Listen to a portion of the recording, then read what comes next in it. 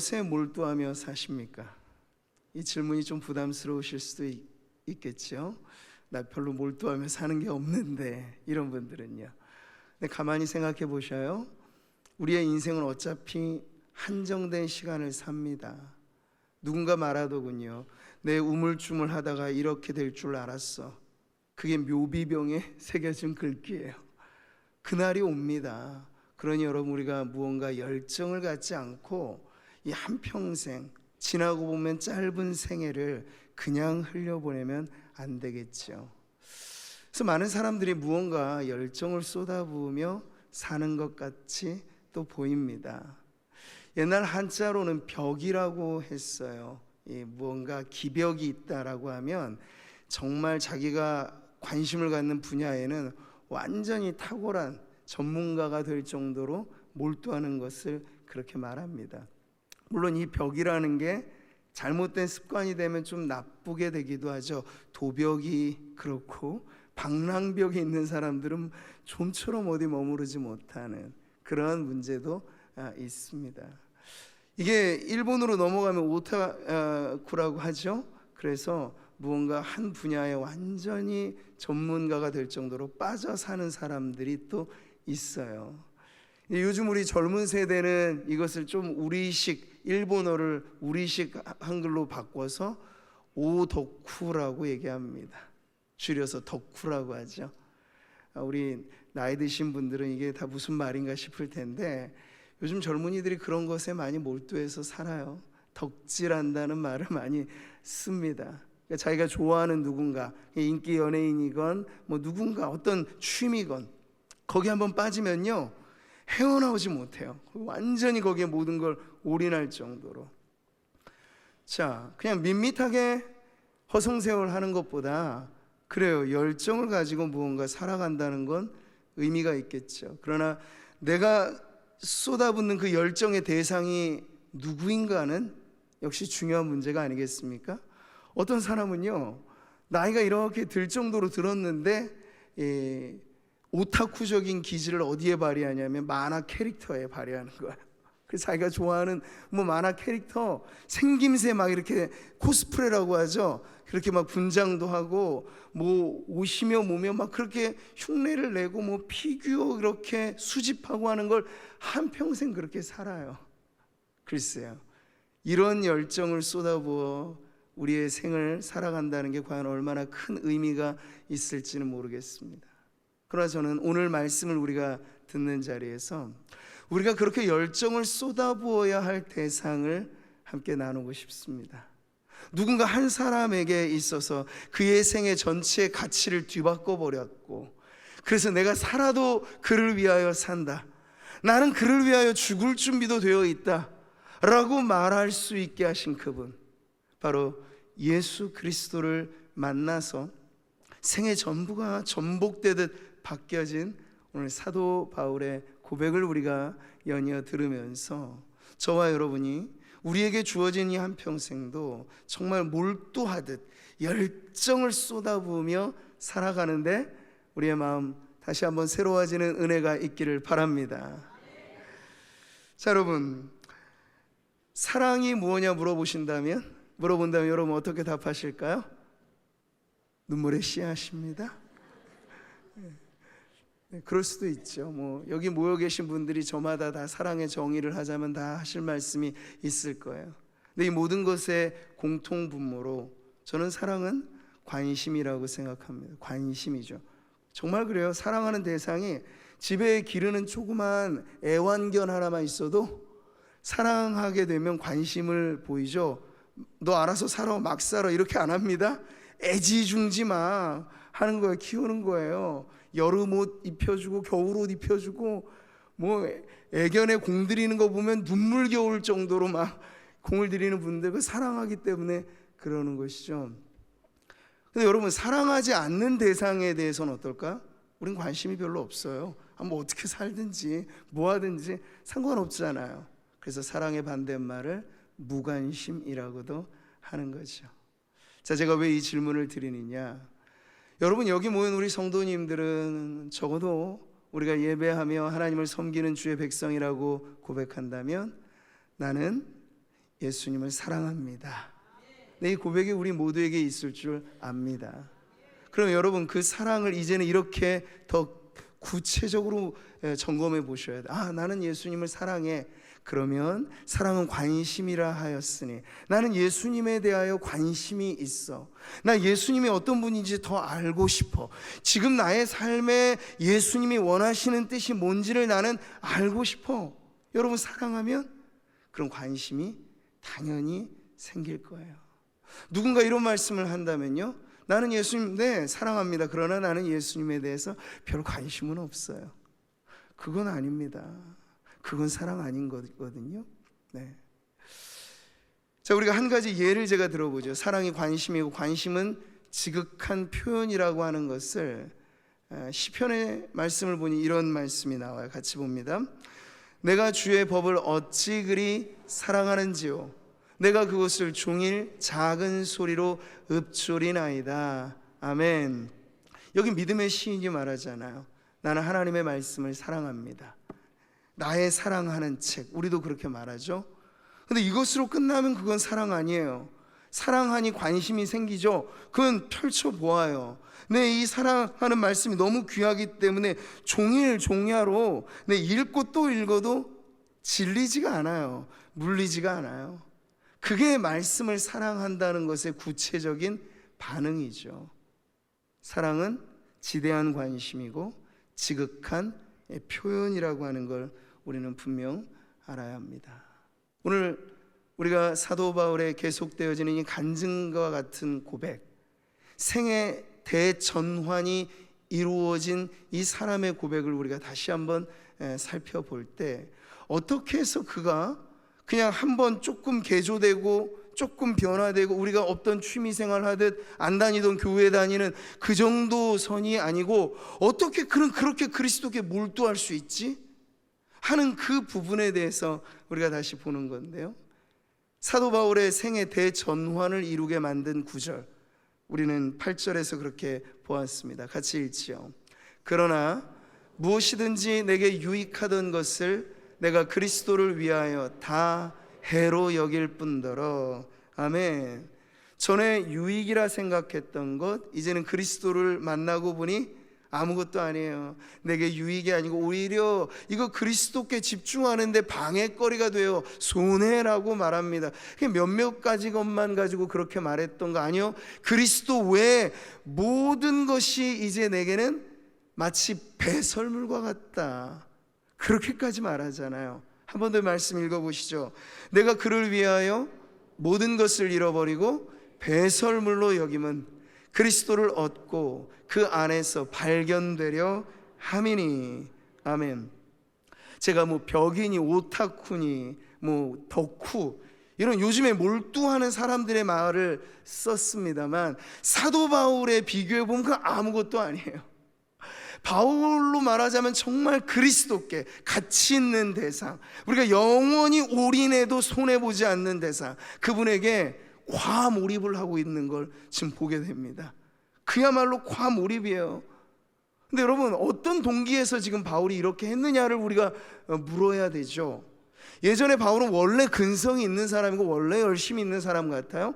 그래서 유대교에 심취했을 당시에도 열심히 특심으로 그렇게 살았어요. 근데 그게 그냥 살짝 표면만 뭔가 바뀌었을까? 그게 아니고 그리스도께 몰두하게 된 그 이유는 다름 아니라 그리스도와 사랑에 빠져버렸기 때문입니다. 사랑에 빠져버려 이 그리스도에게 대한 그의 모든 열정이 지칠 줄 모르게 지금 계속해서 뿜어져 나오고 있는 것이죠.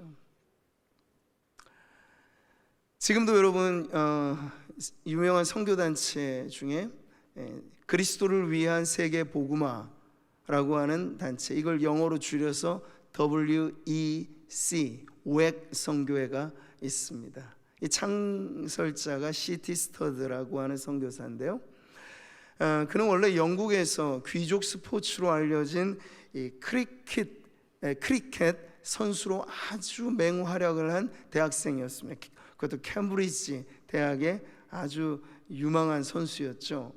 근데 그가 어느 날 무디가 이끄는 부흥 집회에 참여를 해서 은혜를 듬뿍 받고 해외 선교사로 자원을 하게 됐어요. 그래서 자원한 그 결심을 그대로 이어서 허드슨 테일러가 세운 이 중국 내지 선교회에 들어가게 됩니다. 그래서 거기서 10년이 넘는 세월 오직 믿음, 그러니까 페이스 미션이거든요. 오직 믿음으로 그 선교를 하면서 그가 집안에서 막대한 유산을 물려받을 기회가 있었음에도 불구하고 그는 오직 믿음의 선교를 해나가는데 나는 이 유산을 차지하지 않겠다 하여서 그것도 마다한 채 오직 믿음으로 그 선교를 해나갔습니다. 그러던 그가 그의 나이 48살에 지나가다 우연히 발견한 한 문구에 마음이 꽂힙니다. 그 문구는요 이렇게 쓰여져 있어요. 식인종에게도 그리스도가 필요합니다. 참 무시무시한 문구죠. 근데 이제 아프리카 선교에 관심을 좀 가져주세요라는 얘기예요. 근데 그 문구를 보면서 C.T. 스터드가 하나님께서 나를 이제 중앙아프리카 선교사로 부르시나 보다. 그래서 사실 이른 나이는 아니에요. 그때 뭔가를 준비해서 또 한다는 것. 그럼에도 불구하고 모두가 만류했습니다. 그의 건강도 좋지 않았고 이제 이 일을 지금 잘 하는 사역을 잘 읽어가면 되었기 때문에 모두가 만류했어요. 그러나 나를 향한 하나님의 부르심이다 라고 하는 확신을 갖고 그는 전진해 갑니다. 그렇게 해서 세워진 선교회가 오늘의 웩 선교회가 되었던 것이죠. 여러분, 한 청년의 마음에 전도 유망한 아주 인기 있는 스포츠 스타가 충분히 될 수 있었던 그 사람이 왜 전환을 하여서 자신의 모든 열정의 대상을 바꿨을까요? 그게 어떠한 힘이 작용했길래 그랬을까요? 그리스도와 사랑에 빠졌기 때문입니다. 그래서 이 C.T. 스터드가 남긴 어록 중에 그의 인생 사명 선언문이라고 해도 틀리지 않을 그러한 어록이 있어요. 그는 이렇게 말을 합니다. 여러분 화면이 잘 보이시나요? 예수 그리스도가 하나님이시며 나를 위해 죽으셨다면 그분을 위한 나의 어떤 희생도 결코 크다고 할 수 없습니다. 여러분 어떠십니까? 이 글귀가 여러분에게는 어떻게 와닿는지 모르겠어요. 우리는 자그마한 일 하나를 하면서도 이게 희생이네 헌신이네 말을 합니다. 그 누가 알아주지 않으면 교회 일 하다가 제풀에 지치고 또 희생자 증후군까지 생겨가지고 더 예전에 섬기던 모습도 다 내팽개치고 그렇게 살아가는 분들이 적지 않아요. 근데 왜 그런 문제가 생기느냐 보면요, 그 열심의 출처가 은혜 아니면 내 공로와 내 의지 아니고 하나님의 은혜로 그렇게 해야 했건만 그냥 내가 좋을 때 내 안에서 뿜어나오는 열정으로 하는 거예요. 그러나 그게 식어지게 되면요, 누가 나 알아주지 않으면 괜히 기분 상하고 누가 나 좀 칭찬해줘야만 뭐 하는 척하고. 근데 여러분, 그리스도와 사랑에 빠진 채로 우리가 어떤 일을 하든지, 그것은 성도가 하는 모든 일은 작은 일은 없습니다. 성도가 하는 모든 일은 위대한 일이에요. 왜죠? 그리스도를 위한 헌신이 되기 때문에 그렇습니다. 할렐루야. 크다 여길 수 없어요. 우리가 어떠한 희생을 하더라도 날 사랑하사 날 위해 자기의 생명을 버리신 예수 그리스도를 위한 헌신이라면 그래서 어떤 것도 주님 앞에 난 크다고 자랑할 게 없어요 라고 말하게 될 것입니다. 오늘 예배하는 이 자리에 함께한 우리 성도님들, 여러분의 신앙의 연조가 언제부터 시작하여 어디까지 왔든지, 여러분 직분자들이시라면 여러분이 임직하여 이 은퇴할 때까지 언제까지 섬기시든지 처음도 나중도 여러분의 섬김의 동기가 그리스도가 되시기를 축복합니다. 그리스도와 사랑에 빠진 채로 사랑하는 연인을 위한 헌신을 어찌 우리가 아깝다 여기겠습니까? 그러지 않잖아요. 마찬가지로 주의 일하면서 교회이든 가정이든 여러분의 생업의 어떠한 현장에서든지 우리가 감당하는 모든 일 가운데 그리스도를 위한 우리의 열정이 기쁨이 되는 그러한 복된 성도들의 삶이 되시기를 축복합니다. 자, 우리 본문에서 사도 바울은 계속 뭔가를 알고자 합니다. 그 알고자 한 것은 8절에 나온 바대로 내 주 그리스도 예수를 아는 지식이었죠. 근데 이것이 오늘 본문에서 보니까 조금 더 구체적으로 표현이 됩니다. 같이 읽어보세요. 내가 그리스도와 그 부활의 권능과 그 고난의 참여함을 알고자 하여. 아멘. 여기 여러분, 이것을 한 단어로 줄이면 복음이에요. 그리스도, 복음의 본체이죠. 그리스도의 십자가와 부활, 복음의 핵심입니다. 그러니까 지금 바울은요, 복음을 전하는 현장에서 계속해서 이 복음을 알고자, 복음의 핵심인 그리스도의 십자가에 참여하고자 애쓰고 있다는 걸 보여주죠. 자, 여기서 우리는 바울이 추구한 지식이 그저 메말라 빠진 죽은 지식과는 전혀 다르다는 걸 알 수 있어요. 여러분, 지식이라고 하는 건 그렇습니다. 체험적인 면에서 부딪혀 오지 않은 것은 그냥 우리의 머리에 수납되는 그런 지식이에요. 예를 들면 여러분이 호랑이를 하면 다 아시죠? 머릿속에 호랑이라고 하는 단어와 연상되는 이미지와 뭐 호랑이가 무슨 과에 속한 말씀하실 수 있어요. 그리고 우리가 검색만 하면 아주 전문적인 학술적인 자료까지도 다 나와요. 근데 그렇게 우리가 알고 있는 호랑이와 여러분이 사파리 탐험을 하면서 이 맹수가 막 차량에까지 덮치듯 달려드는 으릉하면서 왔을 때 체험적으로 호랑이를 본 사람의 지식은 전혀 여러분 질적으로 같을 수가 없는 것이죠. 여러분, 죽은 지식은 메말라 있어요. 죽은 지식은 우리의 가슴을 뜨겁게 하지 않아요. 죽은 지식은 헛배만 부르고 교만을 부추길 뿐입니다. 그러나 살아있는 지식은 다르죠. 거기에는 생동감이 있어요. 머리에만 머무르지 않고 가슴으로 내려와요. 가슴에만 머무르지 않고 손과 발로 뻗어서 결국은 해내게 합니다. 이게 바로 바울이 추구했던 그리스도를 아는 지식이에요. 뭐 신학을 함내하면서 뭐 이렇게 따지고 논하고 하는 그런 상아탑에 갇혀있는 학문으로 그리스도를 논하는 게 아니고, 나를 나대게 하고 내 삶을 움직이는 원동력으로 살아계신 그리스도, 그분을 더 깊이 알고자 하였던 것이 이 바울의 열망이죠. 사랑하는 성도 여러분, 바울은 선교를 하는 그 모든 목표가 뭐 지교회를 세우고 뭐하고 그런 것보다도 위대한 목표를 가졌던 사람이에요. 바로 측량할 수 없는 그리스도를 전파하는 것이죠. 에베소서의 말씀 같이 읽어보시죠. 모든 성도 중에 지극히 작은 자보다 더 작은 나에게 이 은혜를 주신 것은 측량할 수 없는 그리스도의 풍성함을 이방인에게 전하게 하시고. 아멘. 저는 이 말씀이 오늘 우리의 마음에 꼭 와닿기를 바랍니다. 그냥 그리스도가 아니에요. 측량할 수 없는 그리스도입니다.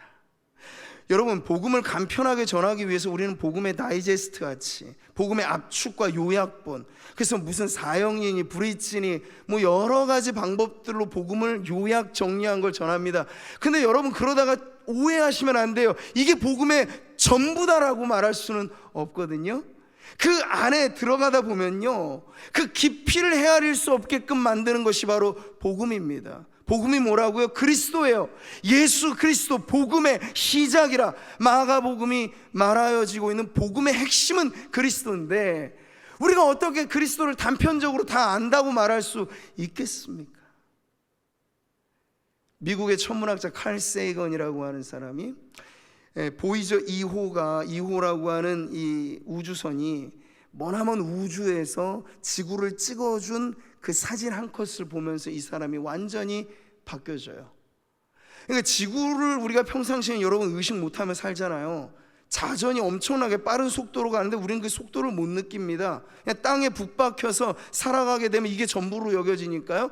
근데 우주적인 시각에서 지구를 찍어주니까 그는 말하기를 이건 창백한 작은 점 하나에 지나지 않는 것 아니냐, 이렇게 보는 거예요. 근데 우리는 그 안에서 아등바등 삽니다. 여기서 누가 더 출세하고 누가 더 잘나고 누가 더 인정받고, 우주적인 시각에서 보면 지구가 하나의 점이고 그 점 같은 지구 안에 지금 우리가 살아가고 있다면 이건 얼마나 우리에게 겸허함을 가르치는 것이겠습니까? 근데 여러분, 아무리 그래도 내가 중심인 사람은 그 겸허를 배우지 못해요. 네, 여전히 그 사람은 마치 나 중심으로 모든 게 돌아간다고 믿거든요. 심지어 하나님마저도 나의 필요, 나의 만족을 위해서 신이라고 하는 존재가 필요하면 그게 하나님이지, 이런 입장을 고수하는 거죠. 근데 여러분, 이게 바뀌어지면서부터 우리는 빠져나갈 수 없는 엄청난, 마치 블랙홀 같다고 할까요? 엄청난 흡입력으로 모든 걸 빨아들이듯이 측량할 수 없는 그리스도가 그분을 만난 모든 인생들을 빨아들이는 그 강력한 은혜의 힘을 맛보게 될 것입니다. 저는 오늘 예배하면서 우리 성도님들이 측량할 수 없는 그리스도를 만나기를 축복합니다. 그래야 우리도 바울처럼 멈출 줄 모르는 열정 가지고, 인생은 이제는 여러분 달리 생각하셔야 돼요. 60, 70부터가 시작입니다. 스포츠도 후반전이 시작인 것처럼 말이죠. 그러니까 지금 60, 70 되신 성도님들, 이제 나는 더 이상 알 것도 없고 배울 것도 없다, 안 그러세요. 그러면 너무 남은 우리의 세월이 그냥 밋밋하게 가는 거예요. 그러나 만약 생각을 바꿔보시면 어떨까요? 내 나이 60, 70이지만 나는 그리스도를 아는 일에 있어서는 나는 여전히 푸른 청춘만 못지않게 나는 열정을 갖고 있습니다. 그렇게 예배하시고, 그렇게 말씀을 보시고, 그렇게 교회가 여러분을 인도하는 모든 은혜로운 집회에 열정을 가지고 참여해 보십시오. 그러면 여러분, 우리의 겉사람의 후패함이 절대로 우리 속사람의 새로움을 이기지 못할 것입니다. 할렐루야. 그래서 우리는 이러한 사실을 알 때 정말 내가 그리스도를 아는 지식이란 마치 태평양 바다에 그냥 한 바가지 물 하나 건져 올린 정도다 라는 생각을 하시고, 계속해서 그리스도를 알고자 하는 것이 우리의 기도의 제목이 되기를 바랍니다. 이게 바울이 에베소 교회를 축복하면서 했던 기도 제목이거든요. 우리 같이 한번 기도하는 마음으로 읽어볼까요? 능히 모든 성도와 함께 지식에 넘치는 그리스도의 사랑을 알고 그 너비와 길이와 높이와 깊이가 어떠함을 깨달아 하나님의 모든 충만하신 것으로 너희에게 충만하게 하시기를 구하노라. 아멘. 아멘. 네, 예수님을 만나면 우리는 이 충만이라고 하는 두 글자가 가짜가 아니고 진짜라고 하는 사실을 알 수 있습니다.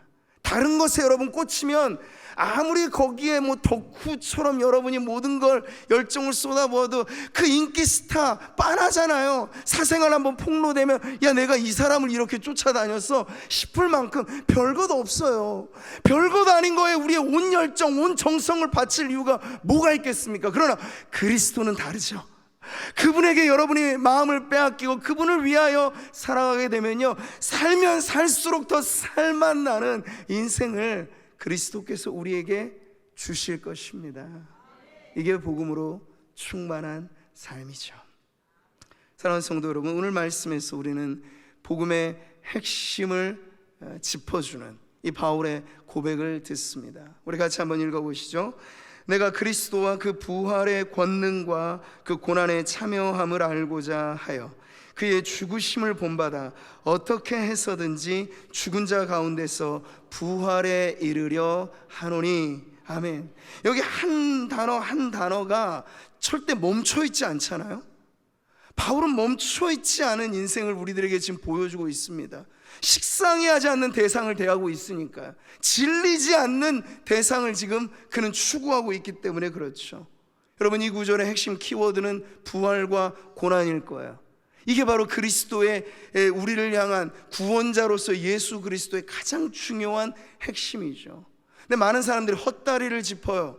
네, 장님 코끼리 만지듯 한다 하는 그런 속담처럼 말이죠, 그리스도에 대하여 이렇게 저렇게도 말하는 사람들이 많아요. 소위 똑똑하다는 학자들 중에도 역사적 예수를 운운하면서 이렇게 복원하고 재구성하는 예수에 대한 새로운 전기들을 많이 써냅니다. 지금도 그래요. 그러나 여러분, 그들의 하는 얘기를 가만히 귀 기울여 들어보면요, 복음서가 전해주는 예수하고는 좀 달라요.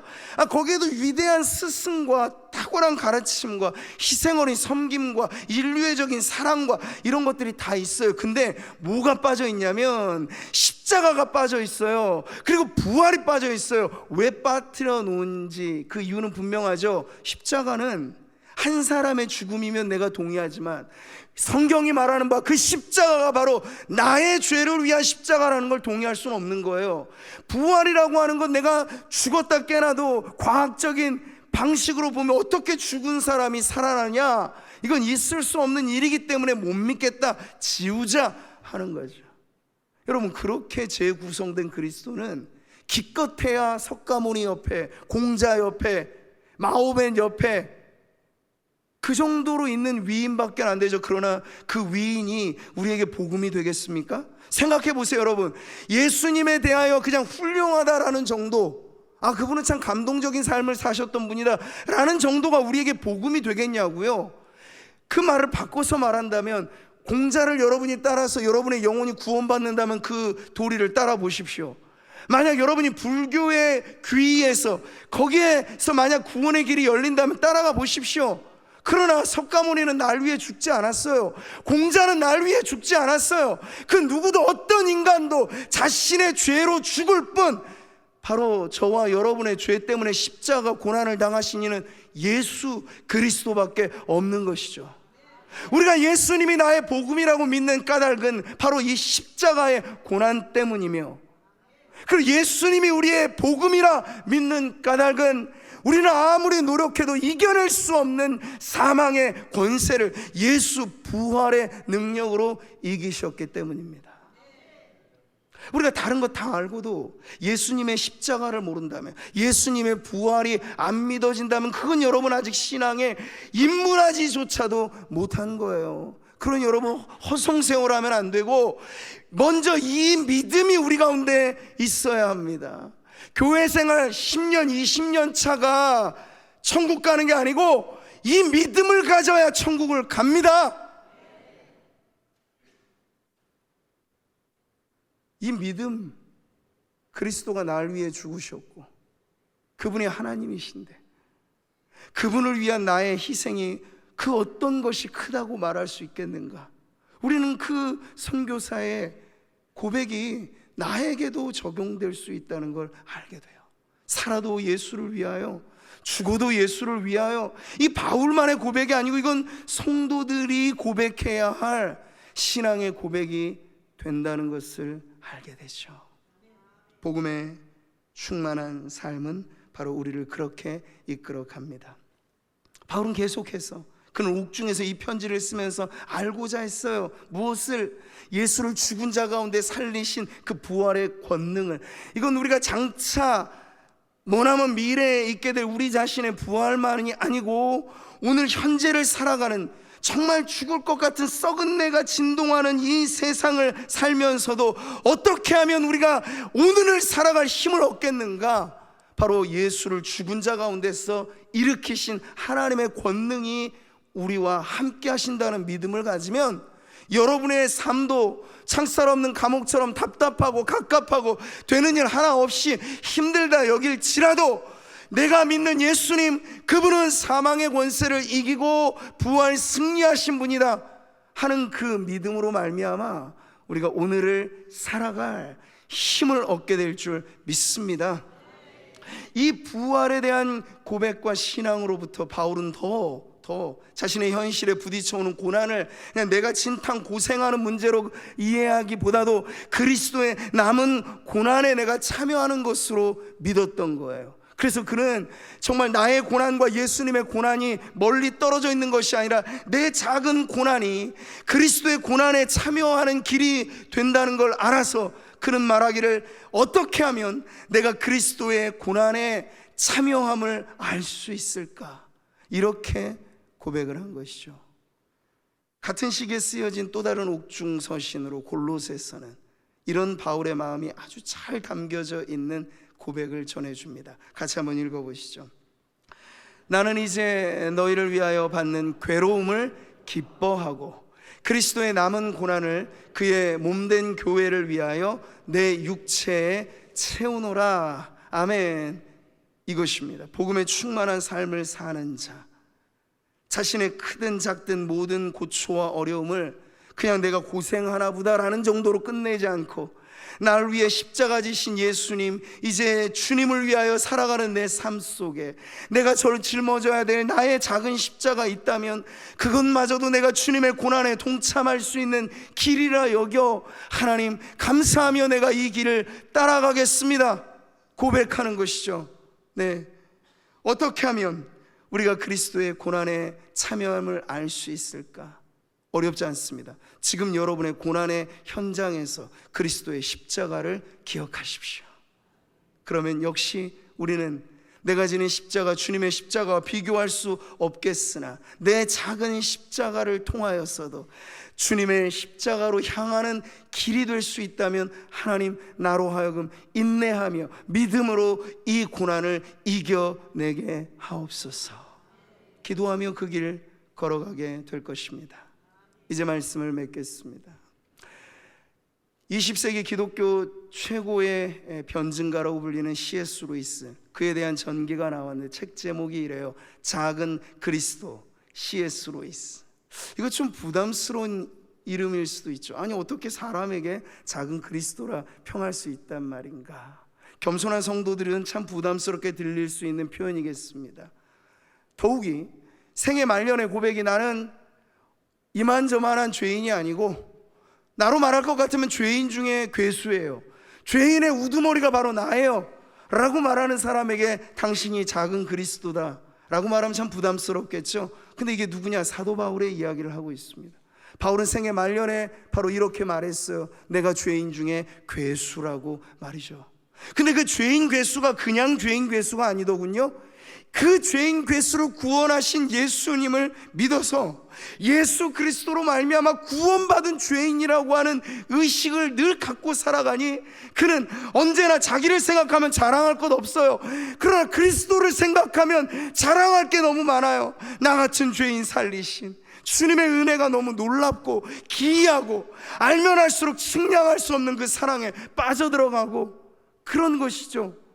그래서 자기는 그렇게 말을 하지 못하더라도 다른 누군가 그를 보았을 때 당신을 이리 보고 저리 보고 돌려보고 뭐 어딜 봐도 당신 안에 그리스도가 너무 아름답게 보입니다. 작은 그리스도가 아니고 무엇이겠습니까? 여러분, 이것이 그냥 나와 무관한 특별한 부류의 사람들의 이야기로만 생각하지 마십시오. 우리는 사실 그 호칭에 진지한 의미를 담지 않아 불러서 문제이지, 저와 여러분이 말하는 그 고백 안에 우리도 작은 그리스도로 살고 있다는 고백이 있습니다. 그게 뭐죠? 당신은 그리스도인입니다. 여러분, 그리스도인이라는 표현이 절대 가벼운 얘기가 아닙니다.